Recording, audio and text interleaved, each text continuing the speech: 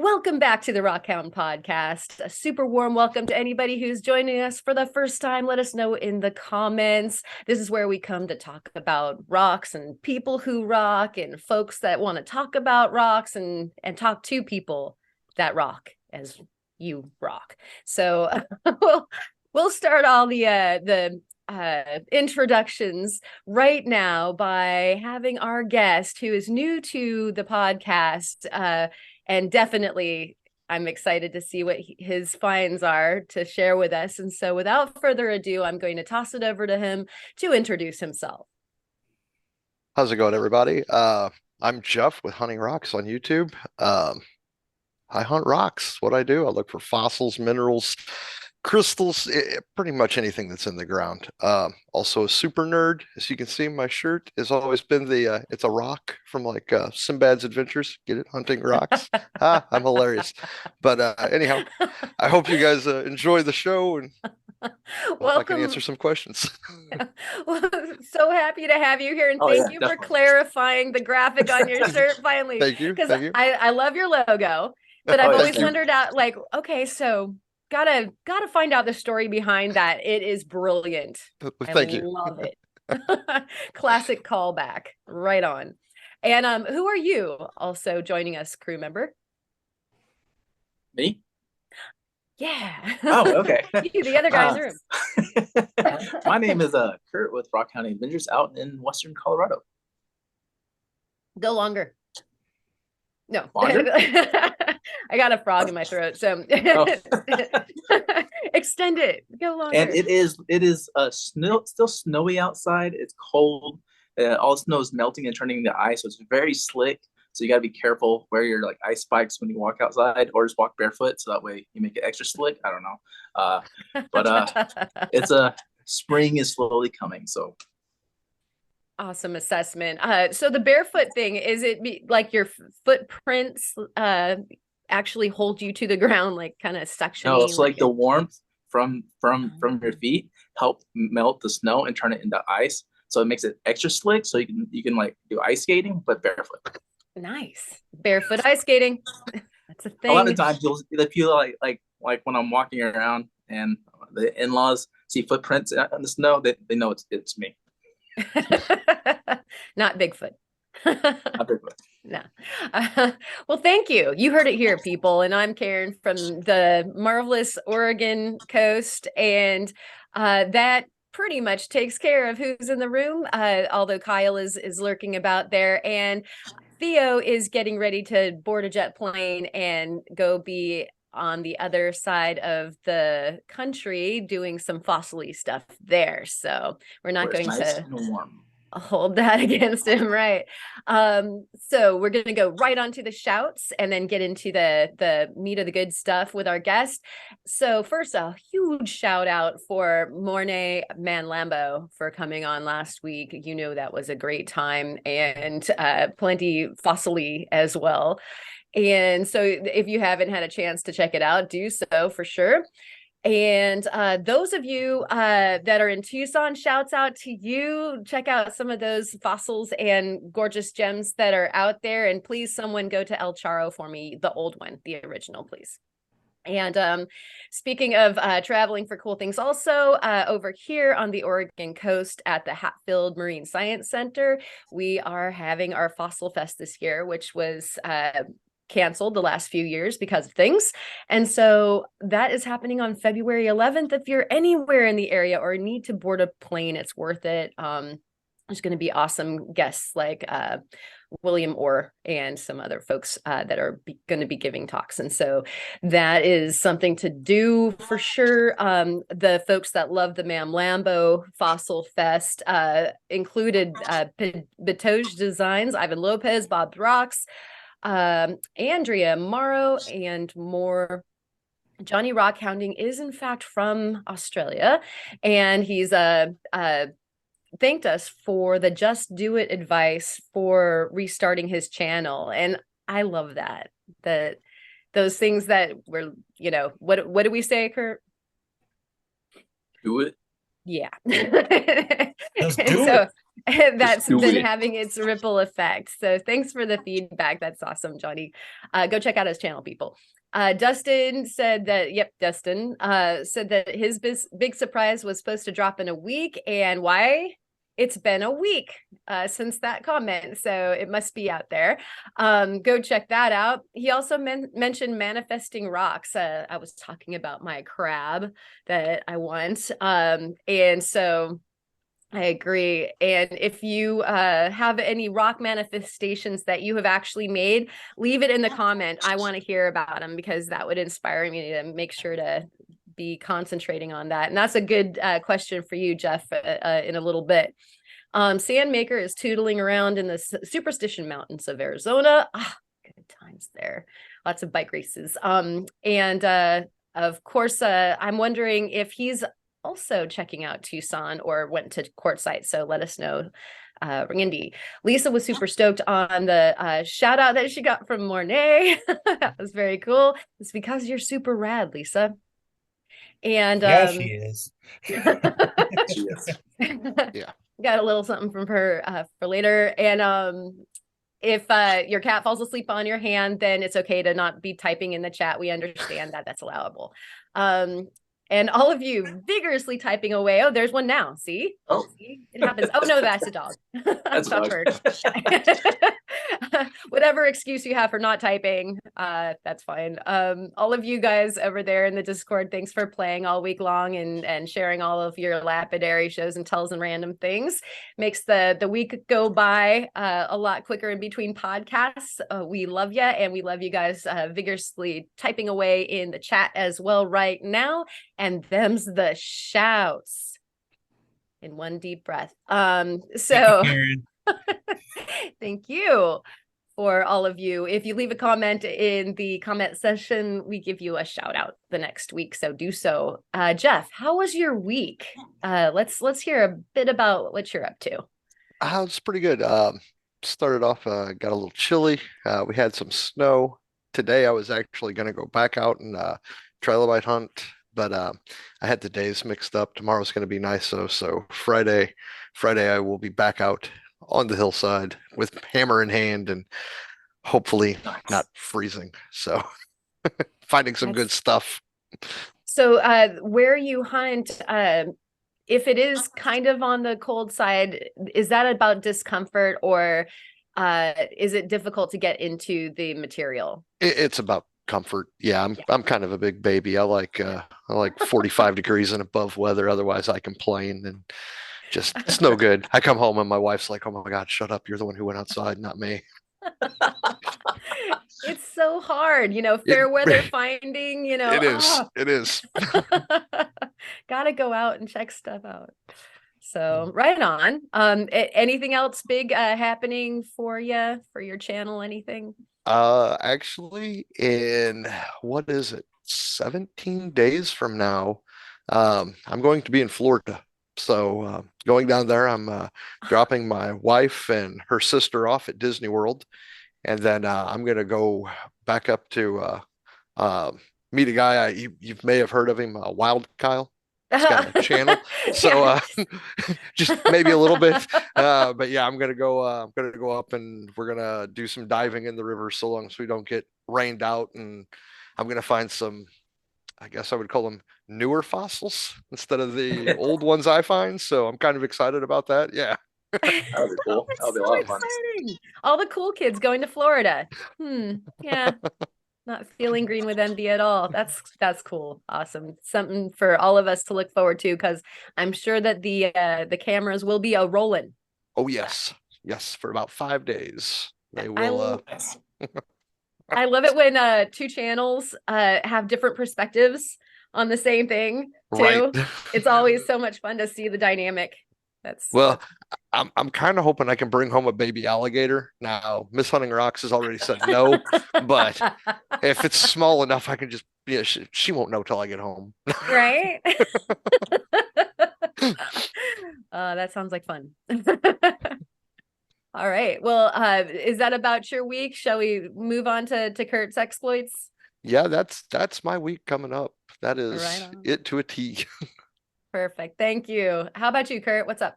Well, First, I want to say if you do bring a small alligator home, don't raise it and then set it free in a local river or local pond or anything. With all Don't of tell the me how to live my life, anacondas Kurt. and yeah. Yeah. Already words of wisdom. Thank you. My week has been about the same as last, and it hasn't really been too much going on because it's cold and snowy and icy outside.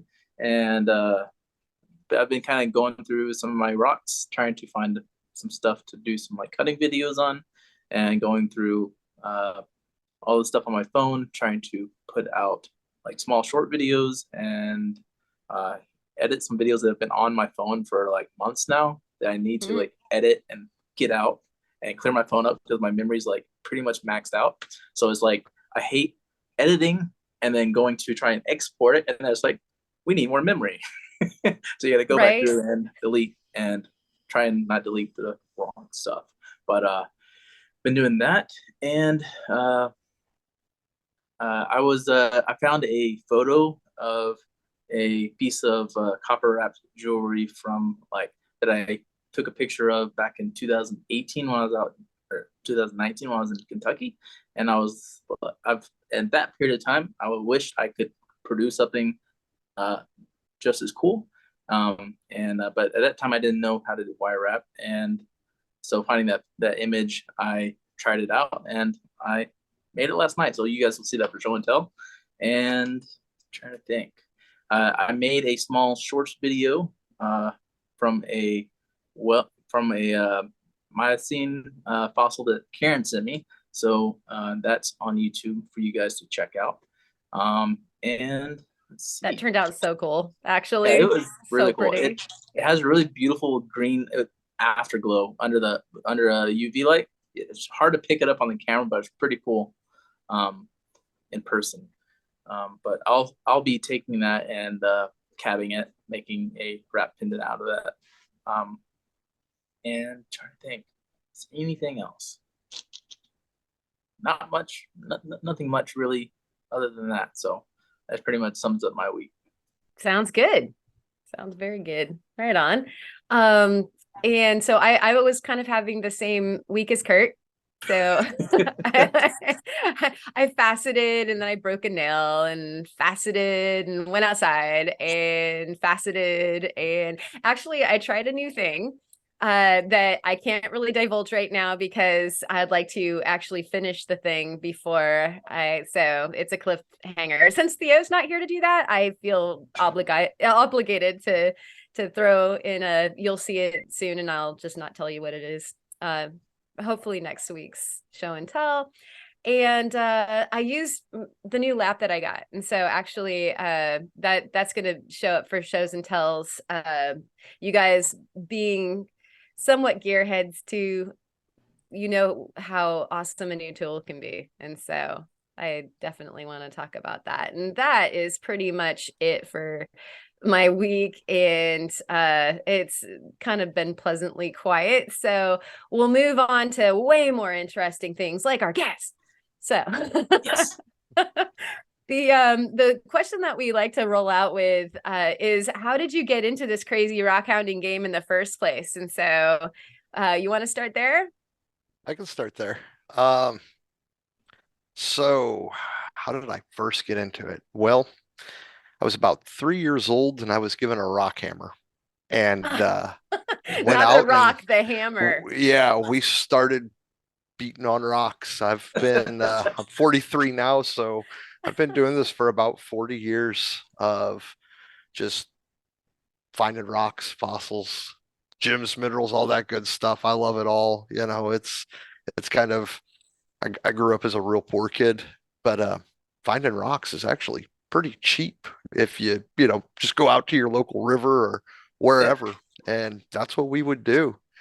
I was actually I was actually born in Alton, Illinois, which is pretty close to where I find my trilobites, and good rock hunting in that area. We moved out to Las Vegas, Nevada, whenever I was probably 7, 8 years old, and whole new rocks, whole new world of just coolness to find out there. So it's always been with me. I love beating on rocks and seeing what's inside of them.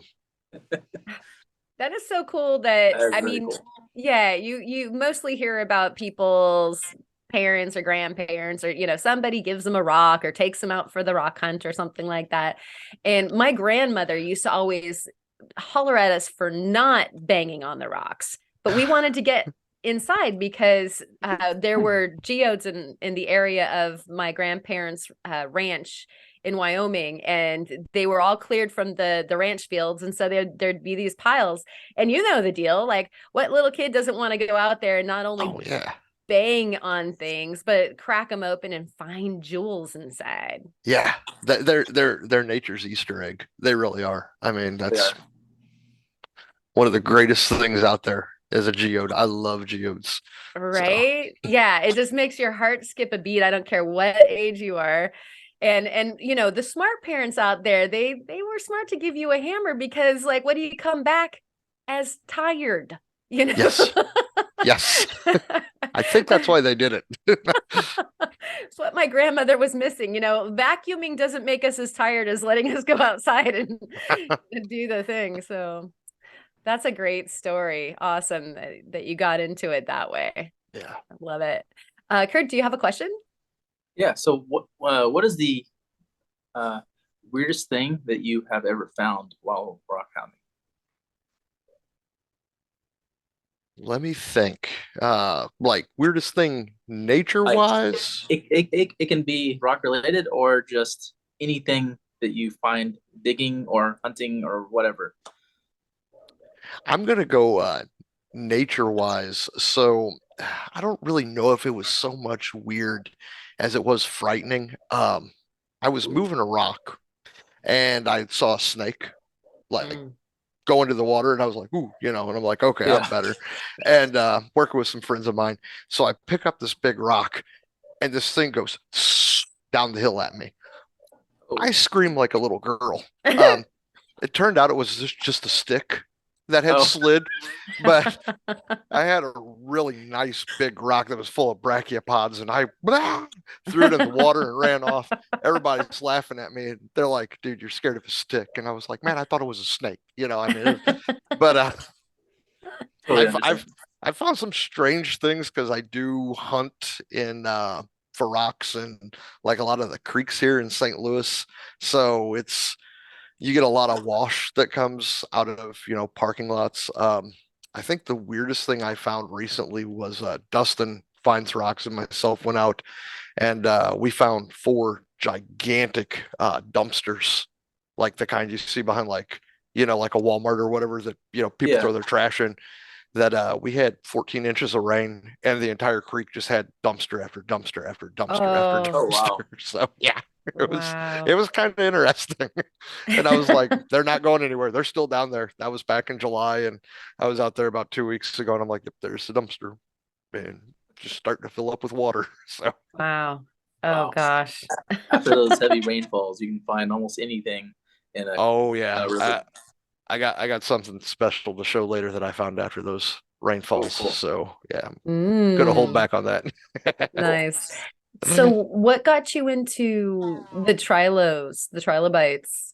That was actually the first thing that we would go out and hunt for. My grandma and my mom, and actually my grandma's brother and stuff, they would go up. It's now called the River Road in outside of Alton up to Grafton. Well, they were going back up there in the 1940s to. They had old quarries up there, and back then there wasn't silly things like OSHA to tell you can't go into a working quarry. All the important safety stuff just wasn't there. So they would actually walk up there after the quarry guys were done, and they got to know them by name, and they'd go up there and they knew they weren't stealing rocks. They were taking the trilobites, and what did they care if a couple of kids took something that big? Yeah. So they would go up there and just dig trilobites, cephalopods, crinoids, all that good stuff out of there. Wow. And That's so cool. whenever the quarry shut down, they kept going up there. And my mom went up there, her sister. I came along, and I was just another helper to go up there and beat on rocks and find trilobites. So it was, my grandma was a teacher, so she used a lot of the trilobites as learning aids and stuff like that, and That's so all cool. that good stuff. Yep. Wow. So there must be some pretty impressive specimens in the family. Most of those specimens have come to me. Yes. After my grandma passed Oh, away, I ended up That's with so all of cool. them because I was the one who was really into it. I always wanted to be a paleontologist, but never panned out. So now I guess I'm an amateur paleontologist, and I'm cool with that. It's a good time. yeah. Yeah. I Oh, mean, a lot of people argue that that's how the sausage is made, you Yeah. know? Yeah. So all good there on that Oh yeah. front. In fact, you probably have a little bit more autonomy than you would if you were, with an institution. Yes. Yes. Well, I do know, and I've always said this. This area I hunt at, um, and I call it fossil hunting. A lot of people, they're like, "Oh, it's rock hunting. Don't call it hunting." I'm hunting rocks. I call it hunting. Uh, I like hunting too. yes. Yeah. yes. They so far I know that I have 5 different species that I have found up there. I might have a sixth one, but I lost it. Oh no. Yeah, it's a little bitty thing. But Potatoes. there is I'm going to find a species of trilobite one day, and I'm going to name it. It's going to become the Jephosaurus Rex. I don't care if it's pin size or 16 foot long. It's the Jephosaurus Rex. I'm hoping it's really tiny. I Yeah, really me do. too. Because I've got a sense of humor like that. So paleontologists are going to hate me all over the world, but it'll be worth it. Nah, that's a worthy goal. I like it. Oh yeah. Yeah. I think that's everybody's dream is to find something that nobody's found before, identify it. Yeah. I Oof. Yeah. dream about it all the time. Yeah. What's that? I said I dream about it all the time. Oh yeah. Making Yeah. new discoveries, and then you wake up and just like, no. No. And see, that's the thing. There's 20,000 species, 20,000 plus species of trilobites throughout the world, and Wow. they're always finding new ones. And it's like, if there 20,000, there's got to be 20,001. It's got to be there. Oh, It's gonna yeah. happen. It's a matter of when. When and Right. where. Yes, when Yeah. and where exactly. Yeah. Oh, that's exciting. Yeah. I envy the accessibility. That's a neat the record for the trilos that you are finding as far as the time, the epics. Right. Yeah, where are you at? Mostly the Silurian. We do have some in the you know what? I popped up a thing just in case this question came up. The Whoops. Ordovician. Yeah. I I forget my levels sometimes. I get Ordovician and Devonian mixed up sometimes. But It happens. Ordovician, Silurian. I do have some Devonian, but yeah, Silurian's the main time frame that I'm dealing with. Mostly Joliet limestone, Kankakee limestone. And I've learned to tell the difference from them because they look exactly the same. The difference is the is it Kankakee or Kaskaskia? Now I'm killing myself. Kankakee. It's got a layer of clay between it, and essentially that layer of clay is just like ancient fish poop. So Ah, you'll uh-huh. you'll be beating on a piece and it'll pop open. You'll have a really pretty layer of blue and gray, and you're like, oh, that looks really cool. And you're like, oh, that's fish poop from 400 million years ago. So Wow. yeah. Yeah. Does it take a polish? Um, I'm just asking for no, Kyle. no, it doesn't. The Dolomite limestone. It's a Dolomite Challenge limestone. accepted. He loves polishing poo. I'll send you some and see what you can do. The Dolomite limestone that I deal with, it kind of polishes. It definitely smooths down, but it doesn't like. I've never got it to shine. I mean, you might be able to. I'm not that good at it.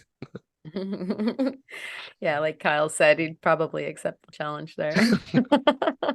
I would try. I mean, you don't know until you try, right? Yeah, I'll box some up and send it. It'll be fun. See what you can do. So everybody, when you go out hunting, look for a rock that you think cannot take a polish. Send it to Kyle. Okay. Whoa. Yeah, I can see So He said a challenge little accepted. trick. If you're out rock hounding and you find a rock, put some water on it, and the water absorbs into the stone, it will not take a polish. But if it stays on the surface, it beads or it rolls off, then it will. So that's your fact. Yeah, you won't polish the Dolomite limestone after saying that. It soaks water like a sponge, man. It Good just yeah. Don't you too take porous. the challenge then.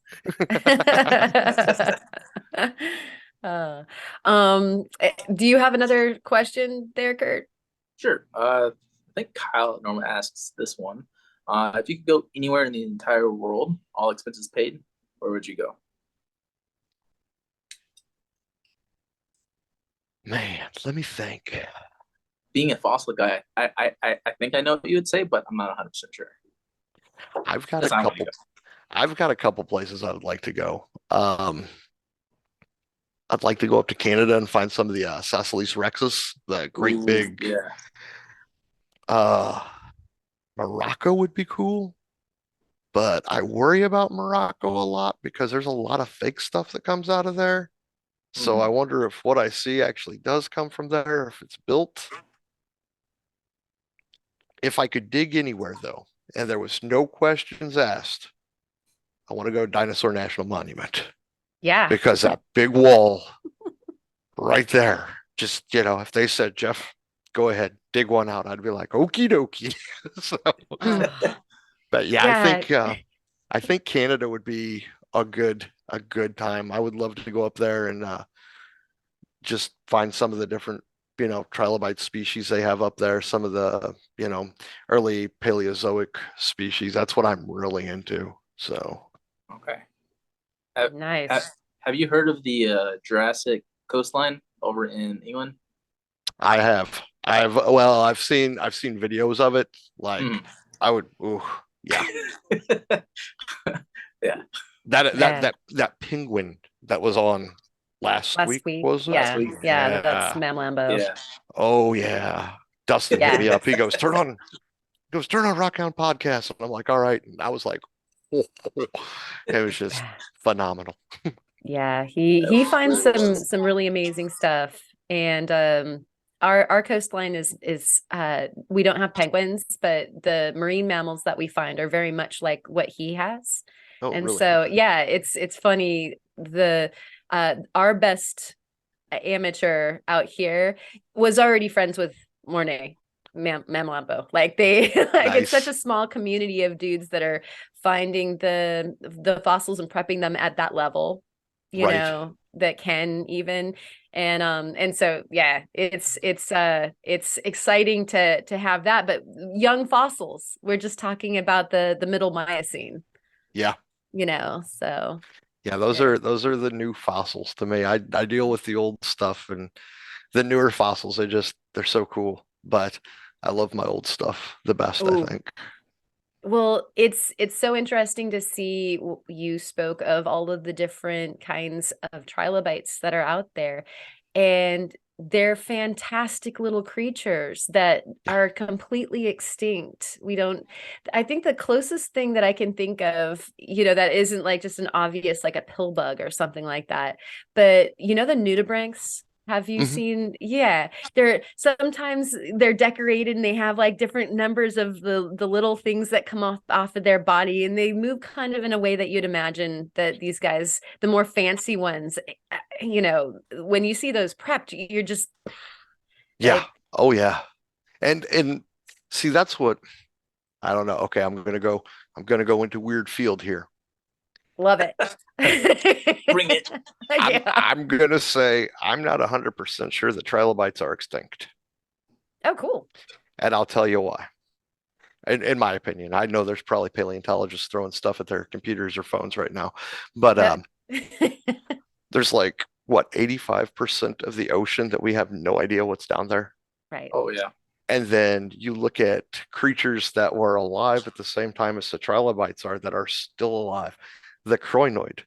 It's a sea lily. It's survived 5 mass extinctions Yeah. In your toothy face, sharks. This thing has outlived you, you know. And it's like I there's wonder, they're still yeah. out there.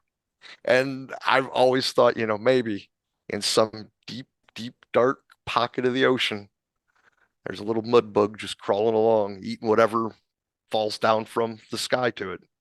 I could be wrong Yeah. though. Well, they did No, find I that love it. that armored fish not long ago that they thought was extinct, and they rediscovered it. Yeah, the coelacanth, I Yeah. believe is what it was. Yeah. And well, even looking at the coelacanth, the crinoids, which they call sea lilies, the horseshoe crab is actually related to the trilobite, and it survived just as long. Like where I look for fossils at, there's the possibility I could always pop up a horseshoe crab. If that happened, it would, I'd probably cry on camera. But you've got the horseshoe crab, you've got cephalopods.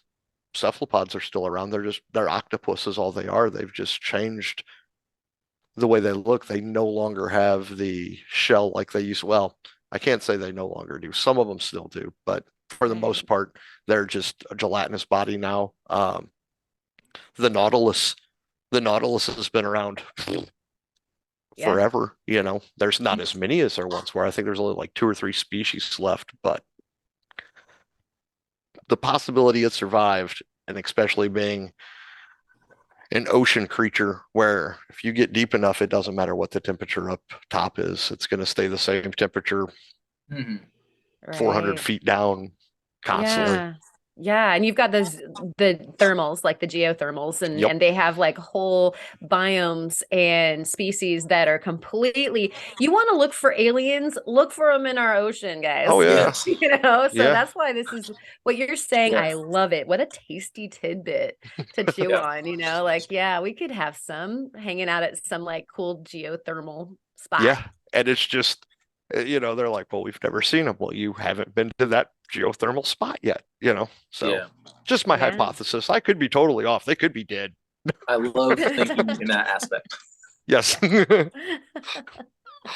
Wow. Yeah. How about you, Kurt? You got another one? Let's see.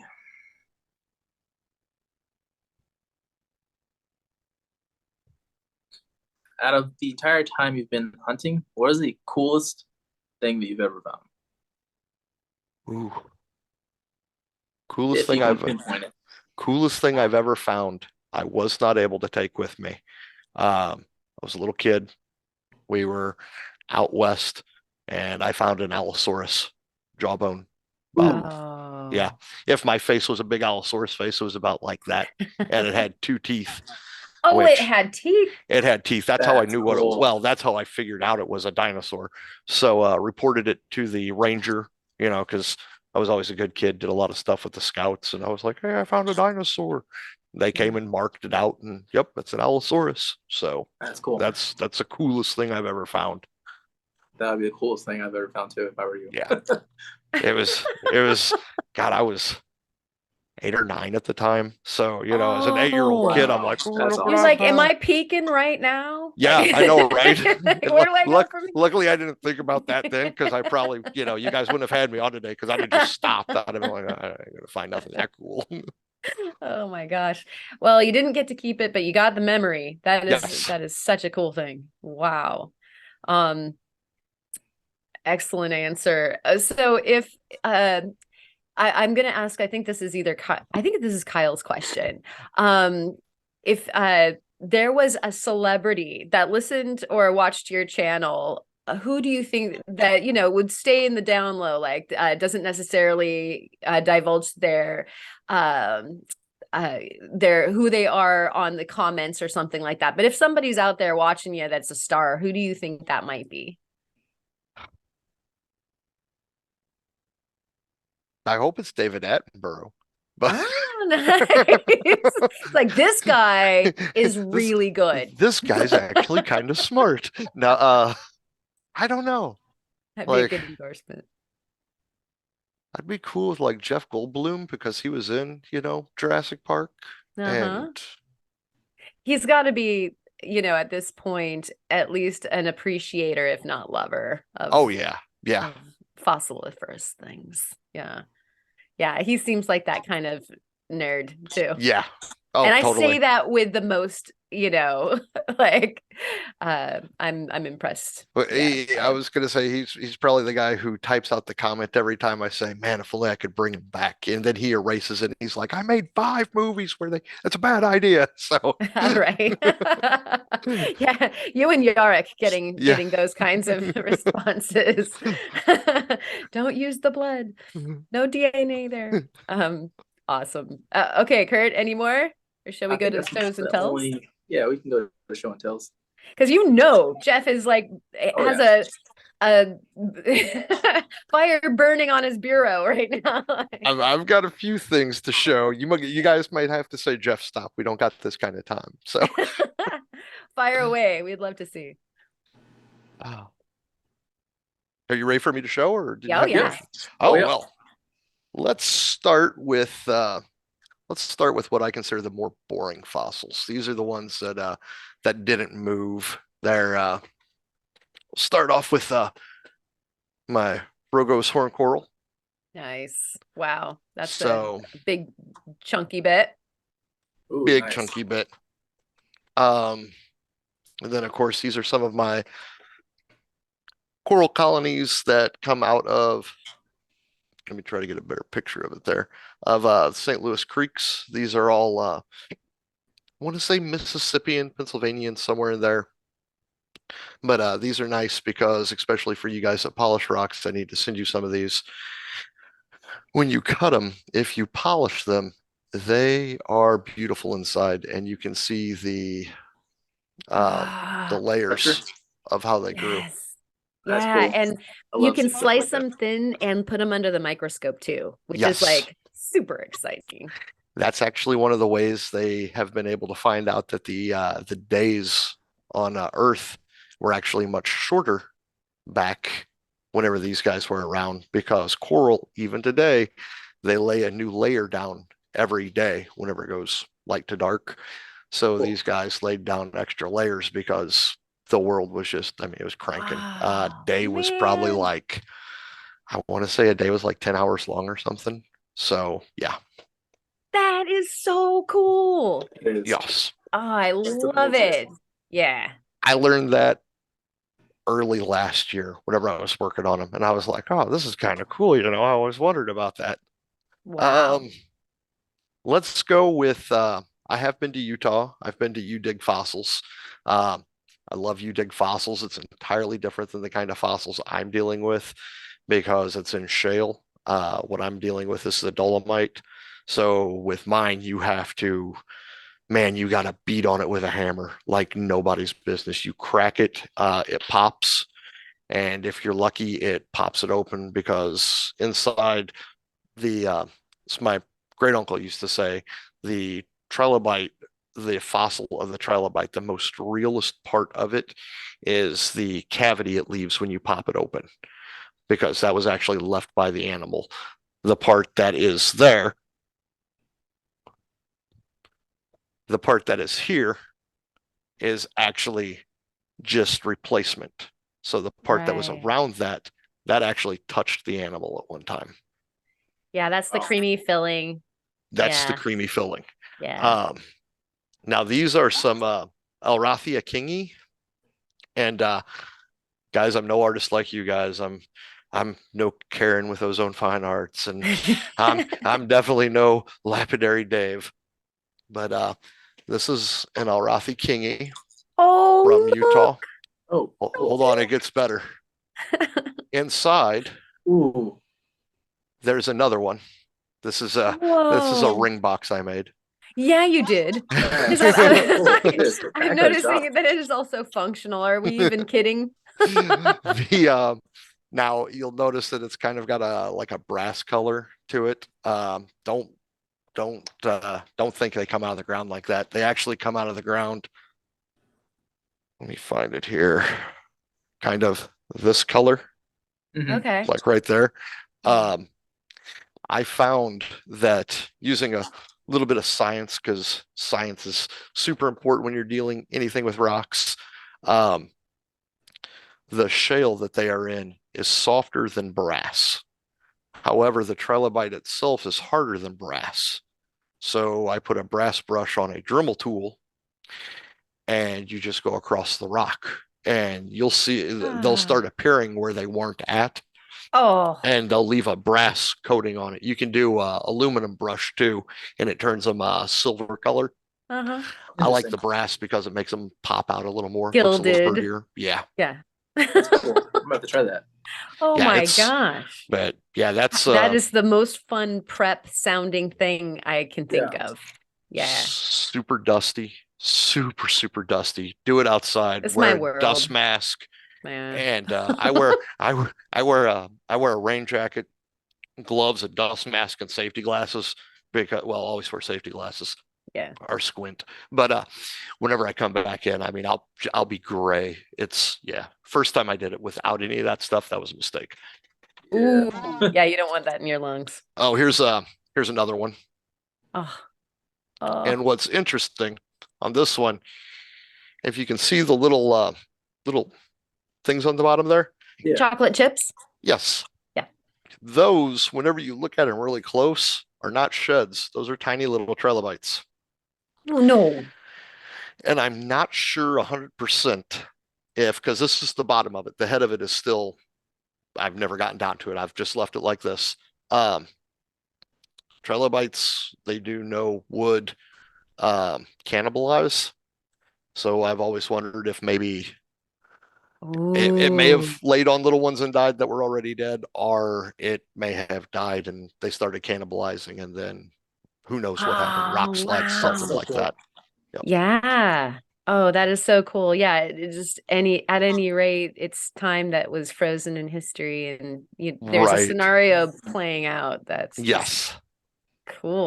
Let's see. What should I show you guys next? Should I go really good or should I go? I think this is all like extremely really good. Really good. You've got an easy room, I think. Wow. Dawsonosaurus. This is a cephalopod. That's a big one. Wow, that's a nice one. This is one that was given to me. This is the very first one I ever found, and this is the Michelinosaurus. Wow. This one I found in a video. I'd been out hunting. I wasn't finding anything. I was about ready to call it a day. And something said, just go another 10 foot. And I was like, all right. So walked up another 10 foot. I went to sit down on a rock, and this was sitting there. No way. Nice. Ain't that the way? This is one my grandma found. So get ready to be blown away by this. This is also a Michelinosaurus. Michelinosaurus. Ooh, Wow. look at that. Yeah. That's incredible. That's Wow. beautiful. These were an interesting cephalopod. They some of them were straight. Some of them almost did like a nautilus thing where they would turn because for some reason evolution for a while there was just like, yo, let's try this. And it threw whatever would stick to the wall. So you'll find cephalopods that have two twisty tails off the back, some of them that come up and then just make a sharp like 90 degrees. Really weird. Not really sure what they ate. A lot of people, I always grew up thinking that they ate trilobites. That's what I was always told. But there's no real way to tell because any stomach contents have long since, over 400 plus million years have disappeared. Wow. You got to wonder, like, if the the trait of the one that has the wonk in their shell, if like they always turned left, or they went very fast one way, or And see, they're hunting. I've wondered that too because like even snails, you'll have left and right-handed snails, and most snails are right-handed. Left-handed snails, I say left-handed because that's the way the shell turns. they have a problem with breeding because they can't breed with a right-handed snail because of how their shell sits. And I've often wondered if maybe that was one of the issues why certain ones lasted longer than the others. If it was almost, I don't know. Prohibitive for It's things. it was very prohibitive for them. Yeah. I've good always point. wondered if there are like maybe conjoined out there because conjoined twins have always been a thing, especially with eggs, something happens to the egg. So is there a conjoined trilobite, a conjoined cephalopod? I know we've seen Oh, conjoined wow. sharks. So Yeah. Yeah, Killing it. that is. this one, that's Hamilton. He just laid Hey, down. Hamilton. What is Hamilton? He is a super mutt. He Oh, is cool. he's a golden retriever, Labrador, boxer, and chow chow. Oh So my goodness, that's quite the mix. sweetest dog in the world. So Aw. yes. You got lucky. There could have been some crazy up in there. No, he's a little nuts, but he's pretty sweet though.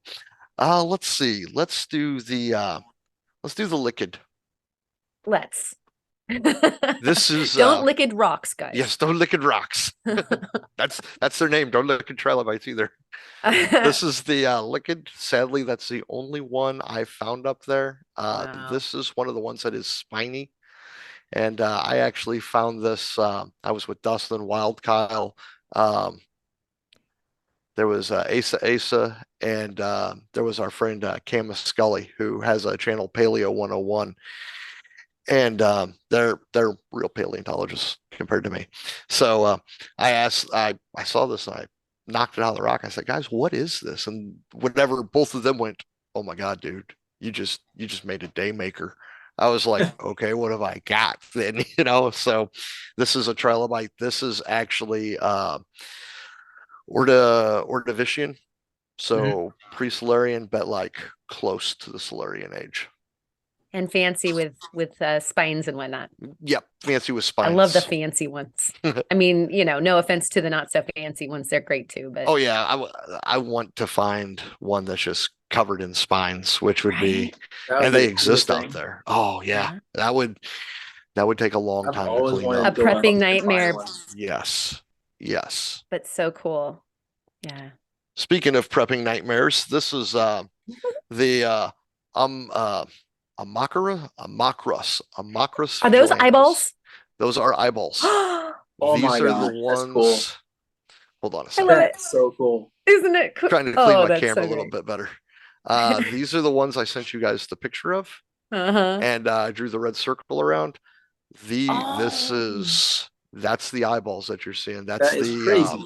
compound With- eye structure. yeah. Oh, that is Yeah. so neat. That all that was That would be a preserved. sick All find. that was preserved. Yep.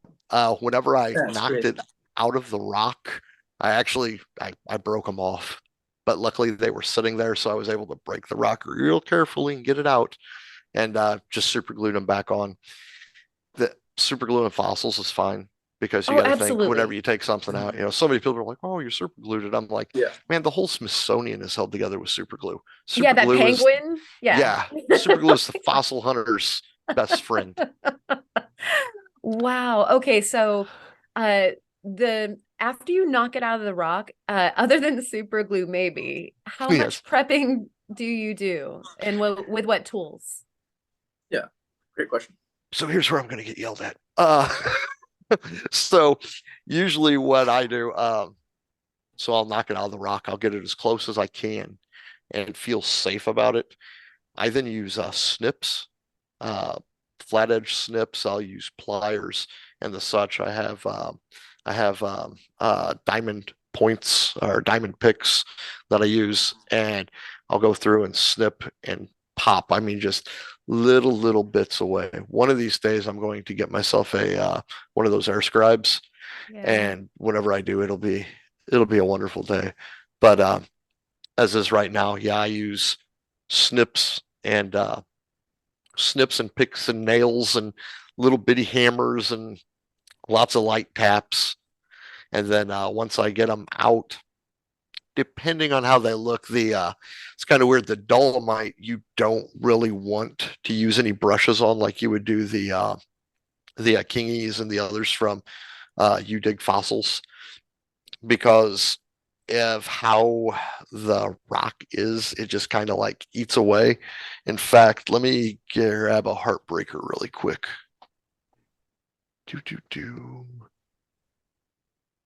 I had it sitting here somewhere. Sorry, guys. Great television, I know. It crawled away back to the ocean. I think it might have. Well, this one has it. No, that one doesn't have it. Anyhow, so soaking up water. These the dolomite will soak up water really bad. I found one, gosh, 2-3 weeks ago. I popped it out of the rock and I was like, oh, that looks pretty good. And I put my thumb on it as I was pulling it out, and it flattened. It had turned to mud. So yeah, it left a big old muddy thumbprint where its ridges used to be. So the other ones I found like that, you try to take them out, keep them alongside, and then usually what I do, especially in the wintertime, is I'll turn on the heat in my truck whenever I'm driving, and I'll just set them on the center console and let the heat blow on them as I, cruise down the road. Is there anything that you can treat them with that, like, would you use a stabilizer with those? Again, super glue is a great stabilizer. Yes, you can use stabilizers. I don't. I just keep them dry. I keep them inside and make sure that they stay dry. Every now and again, depending on what I get, I will make a mold of them out of silicone so I can pour imprints of it. And those are, if I do anything with a school or with little kids or whatnot, I'll give them one of those. And, I always put copy on the bottom. So, Oh, that's so cool. But, that is. This is one that my grandma found. Ooh, look at the detail. Yeah, I know. What's crazy about it is you'll notice this right here. Hello. That is a proboscis of another trilobite that's running this way in like the rock. a big one, if that's just the proboscis. Yeah, it's probably about the length of my thumb, which for about what, 1.5 2 inches. So for the Kellison calibra, which is what these are, that is our Calimini calibra, that's like real good size. Nice. So do you think that you would ever want to try to free something like that, or is that, I guess that would kind of be a precious one right there that you wouldn't mess with? Yeah, that one I won't mess with. This is actually here the oldest one I have in my collection, and I tried freeing the head, but was not able to. So it got glued back together. But this one was found in, my grandma marked everything, 1961. Wow. So yeah. Wow. Yep. This one, I sell some of them. Most of them, though, sit in a shelf. This is one that I will never ever get rid of. So that's a keep for good. Nice. And they come in all different sizes. Here's before I found that really tiny one I sent the picture of that I've apparently lost somewhere. Oh no. This is the smallest one I've ever found. Oh wow. You got to be paying attention. Yeah. To see that. Lots of luck whenever you find these. It really is. Whenever I'm banging on a rock, what I do is it's almost like flint napping. I will come to the edge of whatever I'm working on, and I'll give it a smack with a hammer and flake it off. And as soon as it flakes off, I start looking at it. And then I look at where I hit it at. Because there's been times where I've knocked it off and you don't see anything on this side, but then whenever you look on the other, the side it popped off of, you'll see a nose or you'll see the ridges. And as soon as I see the ridges, I know it's like, okay, I've dealt with them long enough that I can tell by how long they are on the ridges, how wide they'll be. So I will scoot almost twice that back, break the rock again, look at, both sides, and then I will start working in towards it, knocking rock off around it until, because you don't want to bring home a big piece of rock. I try to knock them down small so I can throw them in my bag and carry them home. But I've done that before and found, shoot, the next video I have coming up, I thought I had lost my video that I shot with Dustin that came out this week. So I went right back the next day, shot a video, and I pulled almost a dozen trilobites out of one rock that was probably about yay big by yay thick. That's cool. Ooh. Yeah. And that's a good day. it was a real good day. There were 3 or 4 different species in it. And it's funny because, like, to me, a good day of trilobite hunting is, if I find a dozen trilobites, I can take a month off, because I know I'm not going to do that good again. Went out to dig fossils, and I spent the entire day there because I was like, man, I know how hard trilobites are to find. I came home with 900 pounds of rock. What? And I loaded up, and each piece had trilobites in it. And I asked the guy, I was like, I sell these. Is that cool? He goes, I don't care. You pay us and you do whatever you want with them. And I was like, okay. So I sat and every time I hit the shale, it would pop open. I'd be like, okay, that goes in the bucket. Okay, that goes in the bucket. And it was just, It was madness. It was cool. 8 hours I was there. By the end of the day, I was just like, I killed myself. It's really hard work on 2 counts. When you're mining hard rock stuff like the thunder eggs or some sea maggot, stuff like that, you can kind of coast. You don't have to pay super extra double careful attention. Whereas when you're anywhere near fossils and having to do hard rock, that's like riding a motorcycle at 100 miles an hour. Yeah. It takes some like razor blade. I'm not gonna lie. I've gotten to the point, because I've done it for so long, that I usually get them out. But notice I said usually, because there's always an accident that happens. There's times where I'll be working on one and out in the field or even at home, and I'll put my chisel down. I'll be like, okay, if I start hitting here, this rock should go this way.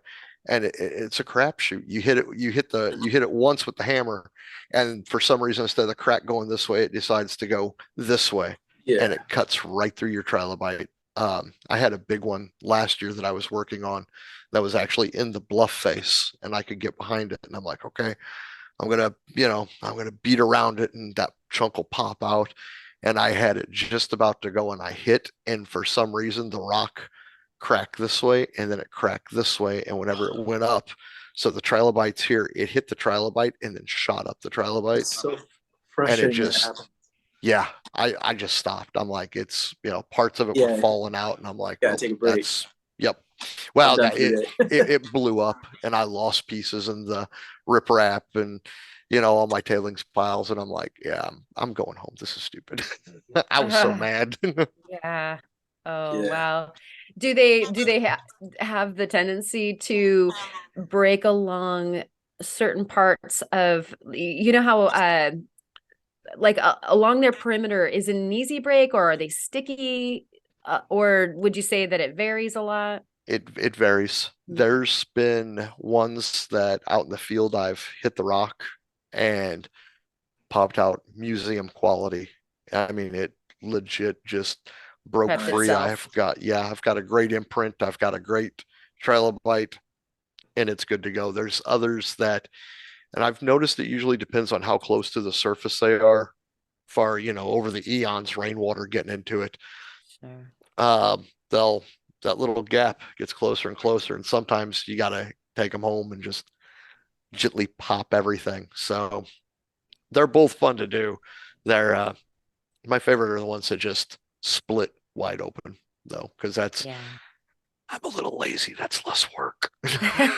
Well, and like, talk about the all at once gratification of seeing this thing for the first time since it got encased, Oh yeah. that is Yeah. so much of a rush that nothing Mhm. can kind of replace that, I think. Since I've started shooting YouTube channels, I've learned not to curse as much as I used to, because there's certain times where I got to stop the camera because I'm like, holy, you know, because you pop something out that, Just blurp it out. yeah. And I've done that on some of my videos. I'll say something and be like, holy poop, and I'll voice over it Yeah. like that. So it's hilarious. But yeah, no, there's just times where you never know what you're going to get. For the longest time, I knew the Calamity Calibra or Calamity Celebras, which are the main one, were up there.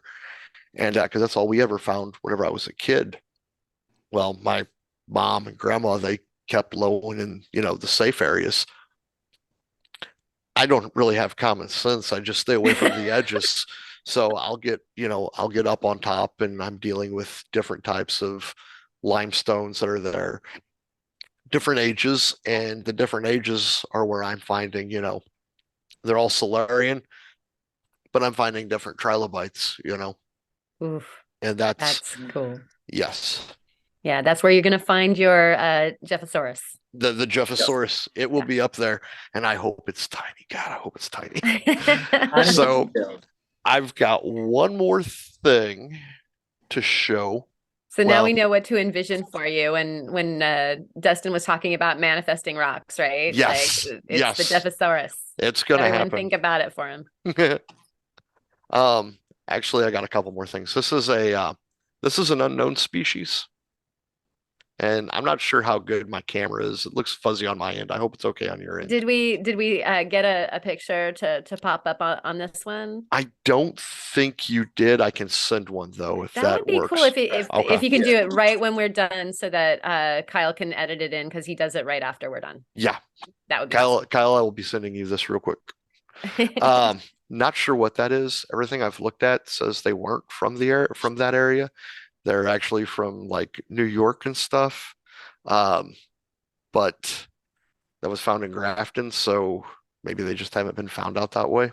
Right. And, Well, yeah, I mean, it's a fact until it isn't anymore with science, right? exactly. Yeah. Well, for the longest time, the Celebras, they thought they were only in Illinois and Wisconsin and Indiana, and they're starting to find them in other areas. So it's actually the state fossil of Wisconsin. Illinois state fossil is the Tully monster, and I really want to find a Tully monster because they're pretty cool. One more of them. This is an older one. This is one of my grandmother's. Oh, yeah. Did And she find them that way, or was she a prepper? she found them. She did not like to prep. I, however, have always been a fan of prepping trilobites, prepping any fossil. That's kind of my dream job. Like, if this whole crazy YouTube thing don't pan out, I'm gonna try to find a job with a museum, just sitting there painstakingly. It was either fossils or my other hobby that I do is model railroading. So it was either find fossils or build terrain, and fossils are a lot easier to film. But Nice. I have one more thing to show you guys. All right. I found this. Oh my goodness!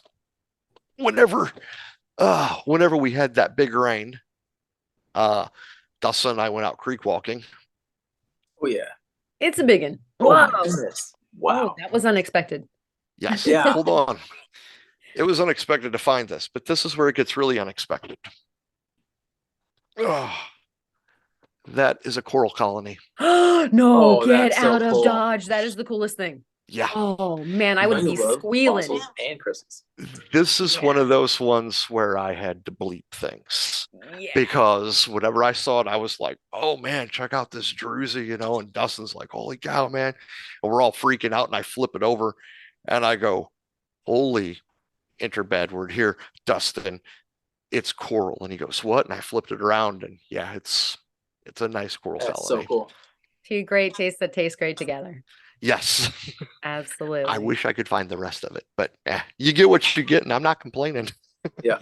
Oh, it's kind of like morel mushrooms, though. You know that there's more. Yeah, like, they're out there. Yeah. That's these trilobites. Like I'm going again tomorrow, and I know they're there. I I'll, love I'll it. be I'll be here to chat with people, but I know there's more out there. The Jeffosaurus awaits.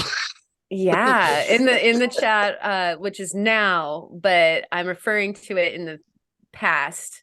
We want to hear what you found today. Yeah. Definitely. Yes. Definitely. Did I Message to our future selves. did I break kebab? I'm sorry, guys. I'm new at this. No, not at all.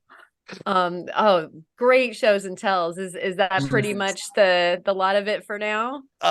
Yeah, unless you guys want to see a whole bunch more the Celebras. Yeah, that's I do have a couple of Maison Creek fossils. Ooh, Actually, these nice. aren't Maison. These are from Indiana. It's where my great uncle lived. It was probably 82, 83. We went and visited him. I was 3 or 4 years old. And I remember it pretty well because they were getting ready to they were putting in a strip mall. And he told us, he goes, they're putting in a strip mall. We're gonna go hit it up. And I'm like, all right. He was old whenever I was young. He was like 70s whenever I was a kid.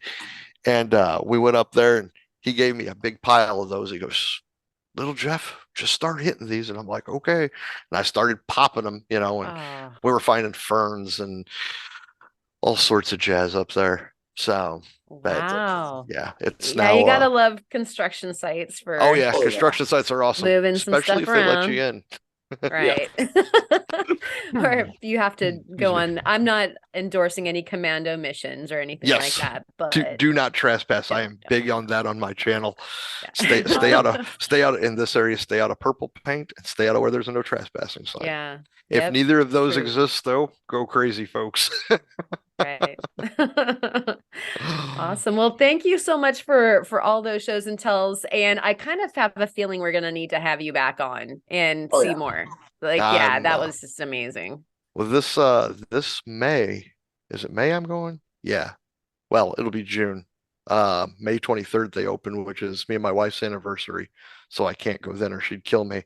But I'm going to go to Wyoming and I'm going for fish.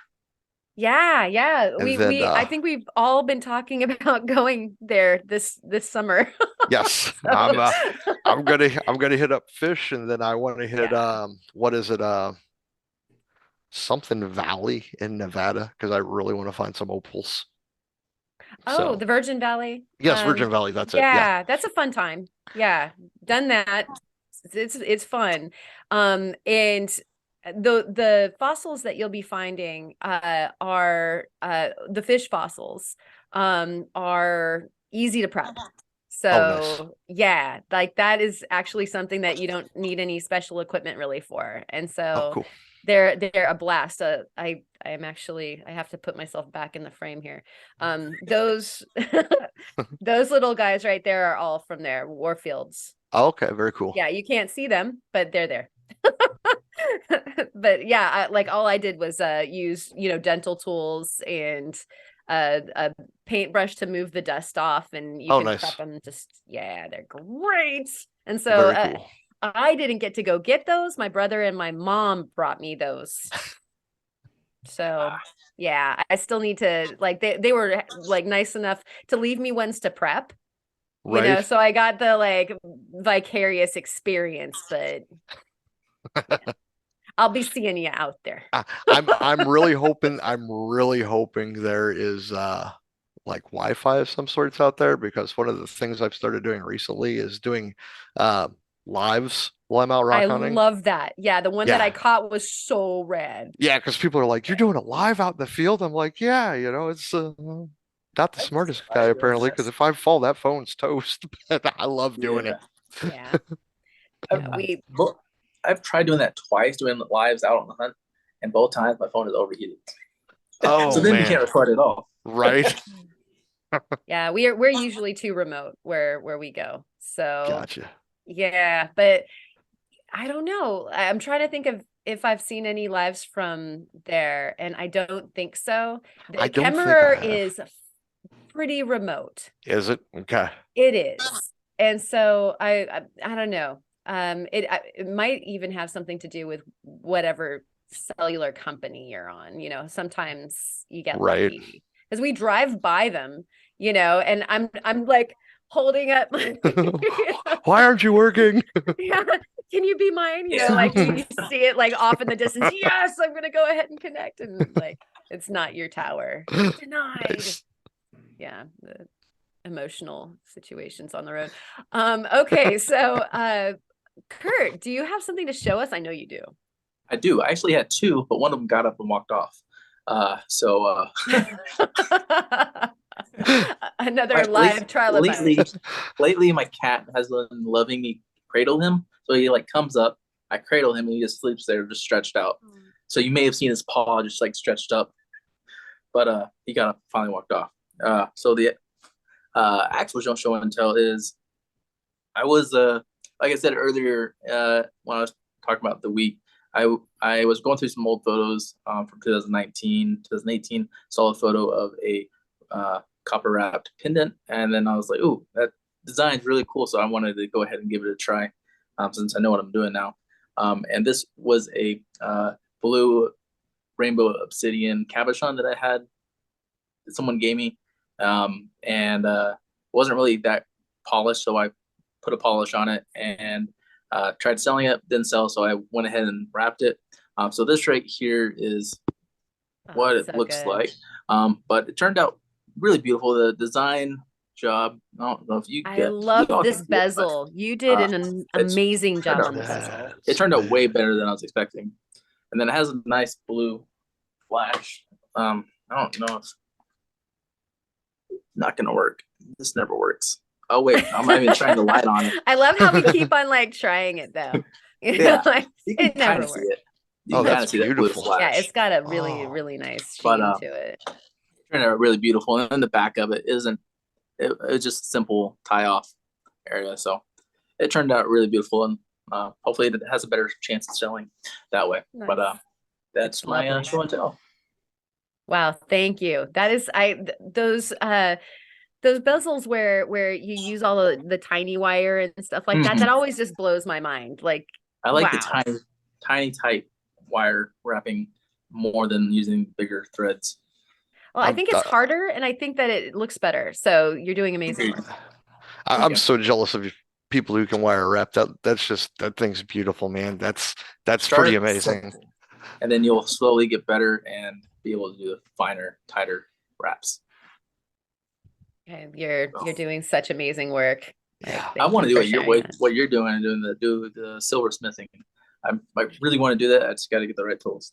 Yeah. And what's cool is that once you have a few of the right tools, like my grandfather taught me, but my mom taught me again much later in my sink in my apartment.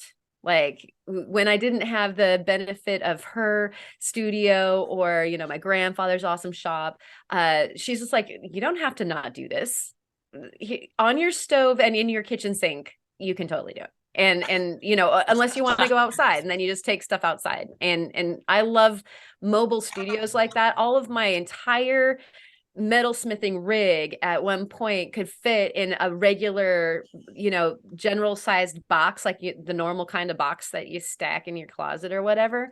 Everything, and because when I got out of college or whatever, I moved and my rig just was tiny. And I still to this day love just using propane.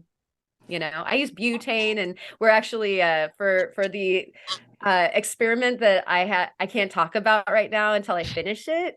I have to get more flame, more heat, and so we're getting a settle in right now so that I can play with more. So excited. So anyways, I was that it, Kurt? Yeah. Okay. Cool. So I'll babble on just a tiny bit more, and then I'll be done. Yeah. So aside from getting more flame, one of the things that I have here is the bat lap, and this is replacing what actually Theo recommended, that if I couldn't afford all my laps right away, use CDs. And I was like, Pasha, are you even serious that a CD would work for what we're doing? You guys, I know, Kurt, you flat lap. Do you do lapidary, Jeff? I do. I do. Yeah. Pretty much everything I do is homemade though, so Nice. I love that. not the That's awesome. safest, but it works. Yeah. OSHA don't come. Yeah. Oh, shit, Um, don't. but yeah, so you guys both understand what, of course, contaminated laps mean for you, or a dull lap, or a lap that's, wonky and doesn't work, or so they can be such a force, or a force and a source of frustration. So the CDs worked awesome. They just took a really long time. It shocked me. And I'm going through my CDs like, what do I feel like, spinning 3K on today? All these old CDs and these games and DVDs and stuff like that. I'm all right, great use for the spools. I mean, who doesn't have spools? If you haven't already gotten rid of them, which I should have, spools and spools of CDs around the house. And so anyways, great lapidary equipment, but it takes a lot longer is the downside, is that I literally could watch full movies and I'd still be on the same grit. And I'm not even watching my faceter anymore. I'm sitting here like zoning out on movies, just doing the stroke and the stroke. You guys, if you've had a super hard like Montana agate and you're trying to flat lap it or something like that, you've been there. I can't believe I'm still on the 600. Oh gosh. And so anyways, this bat lap is from Gear Loose, and I've put 3K on one side. You can charge both sides, so I'll probably use a 60K on the other side for the final polish and for harder stones and that sort of thing. The final polish is cerium for sunstones and obsidian stuff that I'm working on right now. It's so awesome. It took like what would be a 5-hour deal and has turned it into less than an hour. Nice. So you guys totally understand that, where it's just so liberating. And I'm definitely a focused person that has a lot of patience, but I loves me some instant grat. And so when I can go through my 3K, and that's like some heavy lifting to do for faceting as far as cleaning stuff up, and I can do that in like a half an hour, I'm just like crying, I'm weeping to myself because it's just so amazing. And so anyways, I just wanted to celebrate the bat lap, and anybody who's getting started with lapidary, know that you can totally hack it and use CDs and do things that seem like no way, and it works, and it's cheaper, and it's awesome to get started that way. And then also there's if you can afford the tool, then get it. There's some stuff out there, and ask questions. I asked enough people that said like the bat lap changed my life, that I went ahead with it, and it was a good investment. So my other shows and tells are my little trilos. Oh, very nice. Nice. And I got my little shop mascots here from Lisa. So Large Aunt 45, she's awesome. She's the best. And she's so great. Yes. And so she asked me if I had a chance to name them. And of course, so this is Hardy. He's pretty hard. And so, of course, this is Laurel. So Laurel and Hardy here. And so I don't know what kind they are. She says that they're from Madagascar. And someday when I grow up, I'll probably research the trilos and be able to go hunt some at the U-Dig. I would really, really like to go there. There's a place that I want to hit with Nira, the Geo Rock Nerd up in Idaho as well. And, probably drag Jared along, make him hunt the trilos with us too. There's a few places that take some driving, but oh man, I want to go hit those so bad. And so these are my company until I can go find some. Nice. Very nice. Well, yeah. And so those are the shows and tells, guys. We should move to the words of wisdom. Wait. What? We have, I believe Oh, Theo gave some shows and tells too. that's right. I can't forget Theo. And it's very, very exciting. So here that goes. Hey everyone. So at the time when I said it last week, I said I'd show you guys the surprise tool that I bought. I didn't realize I wasn't going to be there this week because my brain told me I had longer before we leave for Florida, which is Monday, which that snuck up on me. Anyway, though, it is here. I've been playing with it a bunch. Check it out. I bought a lathe. And I am so very, very, very, very, very happy. As you can tell, I've been playing with it way too much. Here's a little sneak peek on an upcoming video.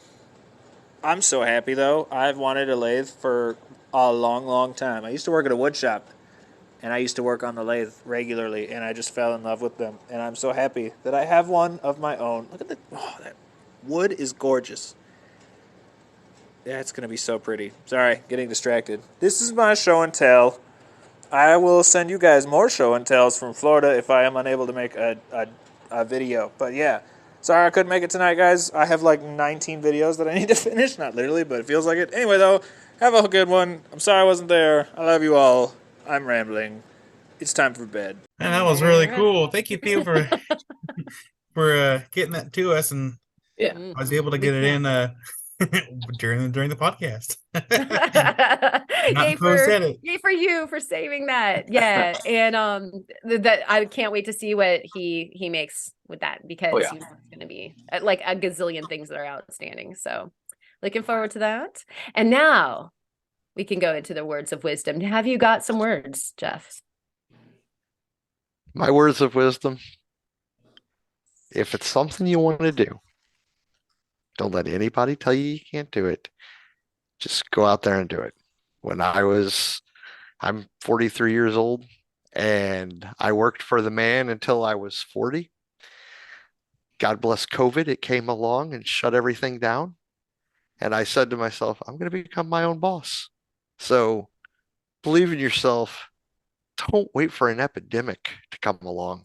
Go out there, do what you want to do, live your life, and find some cool fossils. Unless you don't like fossils, then do something else. But do what you want to do. That's most important thing. We only get to be here one time. So love it.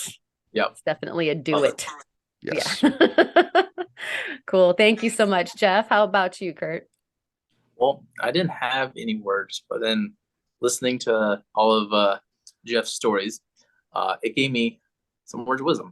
So when you are smashing rocks, make sure you have all the right eye gear and maybe face gear, because when you're smashing agates and jasper, those little flakes will come up and slice your skin, give you stitches. Don't take that risk. That is so true.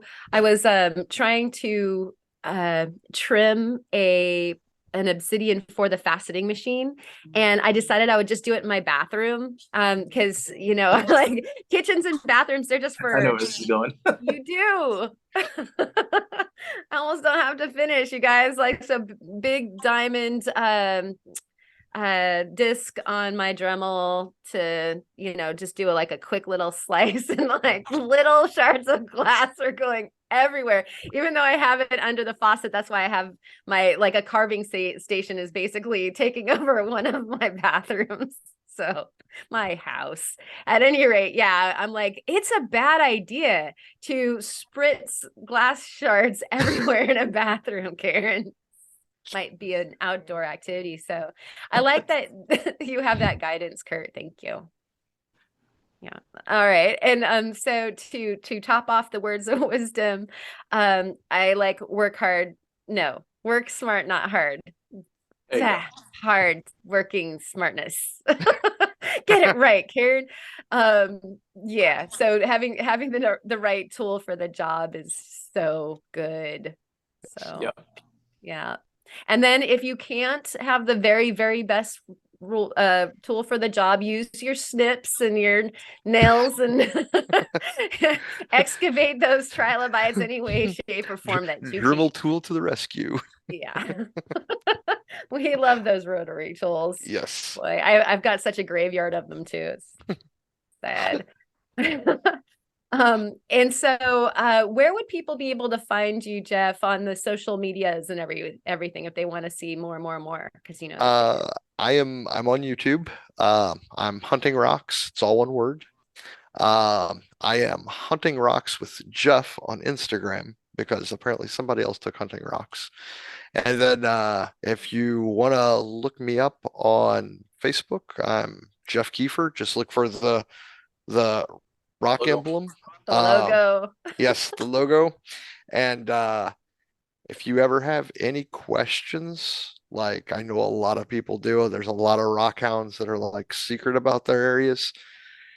If you're one of my subscribers, heck, even if you're not a subscriber, I don't care. You can hop onto that about section, send me an email, and I will I will answer it to the best of my ability. So I figure if you're able to clean out my area, I won't even be mad. I'll be impressed you got, a backhoe and a dump truck in there and they didn't arrest you. So, but I'm very big on I don't like a lot of the secrecy with the older time rock hounds. I like to be like, yeah, you can go here. Now I never truly give my area, at least within 100 yards of it, because I got to keep the good trilobites for myself. But if somebody finds it, more power to them. Right on. Yeah, that sounds sane. Yes. People always ask me where the beaches are, and I was like, go as far west as you possibly can. But then there aren't any like big secrets about like, okay, well, certain fossils can be found over on these beaches, and blue agates are over here on these other beaches. But the key is that like any given day that you go, it's going to be different because it's the beach, and Yeah. sometimes there's gravel showing, and you find a bunch of stuff, and then other times it's just sand. My favorite places to go are a great big sand field right now. Oh, nice. So, Very nice. like I can go down south or I can go up north, which is fun. But, it's like people think that you're holding out and you're like, no, like, nature's holding out on us. It can go there right now. Yeah, that's a big one. It's like, just get out there, go look. Yes, you're going to do the same thing that I would. I would be like the vulture on the cliff at dawn. Just, oh, yeah. Yeah. Looking to see what's good and drive a little and have some coffee and look at the beauty. I mean, you're at the coast. Yeah. Well, that's like me. I've been videoing bald eagles a lot lately because it's their nesting time and they nest along the bluffs there. So even if I don't find anything good, I'm still seeing cool birds flying around and doing their call and videoing them. It's a great time. It's a great time. I love Just enjoy listening the to hunt. them. Yeah, exactly. The eagles chortle to each other. Yes. That is so. We have a bunch of them out here too, and they're out like getting springtime-ish with each other, like chortling and flying together. And you're like, oh. I missed a shot of two of them. Gosh, this was about 2 weeks ago before it was actually nice weather. And they grabbed feet and they went into that spin, and I'm trying to get my phone out. I'm like, come on. And by the time I got it out and hit record, they had whoo, and I'm like, no. This would have been amazing. So classic. That's cool. Oh yeah, but yeah, they're always such a treat to see. Oh yeah. Mm-hmm. Right on. Well, all right. Thank you. Everybody knows where to hunt you down now for hunting some more rocks. And everybody that's out there right now, definitely leave us something in the comments about what you dug about this or any stories that you guys want to tell us. And also send us your show and tells for our next viewer show and tell. So if you've got trilobites or eagles or whatever it is that you'd like to show and tell, send it to the email in the description and we will feature it on the next viewer show and tell as soon as that email box fills up. So go ahead and send that in as soon as you can and join us on the Discord. Same email address will get you an invite on the Discord, and we get to do this all week. So we show and tell, we ask each other questions. You get IDs over there if people can help you. Lots of links to more interest. And one of the things that Morny said last week that kind of stuck with me was that he thanked us for coming on is because you get to talk rocks with people who care. How many of us have that in our lives? And so join us over on the Discord in the interim so that we can all talk rocks together. And meanwhile, until then, happy hunting and we love you. We'll see you next week on the podcast. Cheers. Bye. Thanks again, Jeff. Thank you.